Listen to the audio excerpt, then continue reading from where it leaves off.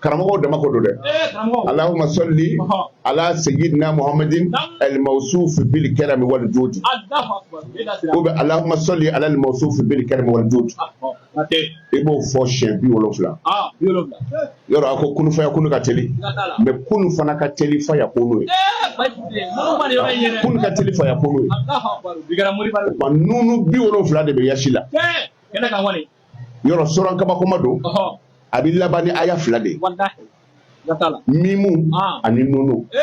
mana niya kala mimu ye muluku ye ibike masake ibike nafulo masake ibike jama masake niya kala i yelema ko wolonfla ala bi doni bo ala doni ye noro de o kuma na niya la de nunu na o be bi wolonfla ma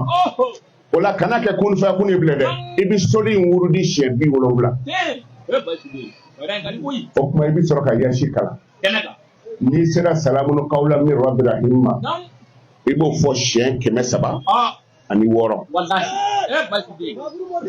o e ka haru adadu e salamun qawla min rabbil rahim salamun qawla min rabbil rahim ibo ke keme saba ani woro ibi woro ke folo ka soro ka keme saba ke ibi ka hami foye parce que ale fana yashi duskun ale fana gundo mi ye lahum fiha fakiyatun wa lahum ma yad'una ni aljina dew nuna aljina na o mago bi fengo fena no ya nyini ala ba ke ye salamun ko wala gure o lawa o kuma ni o kala lahum fiha fakiyatun wa lahum ma yad'una ala ni aljina dew mi nyini boke ni mago bi ni na de o kuma kene yashi boya kama ibi salamun qawla fo she keme saba ani woro kika hami fo ka yashi kala ka ta fo ka haru ta ala to yowa keme saba ni woro ibina yashi damine tuguni ibina kala ni sera salamun qawla ma joni ngadi ala yikatime jembeka Mamadou te o shiye sanjode bi woron saba mana iba kala ibina jo bi woron saba ibina jo salamu qawla la fulanana ibo kala bi woro ani saba afo ala Mamadou ko son ngene ibo kala ka ta fori ibi sora kana adamne yasila ka do kala ka ta ti do yoro la ble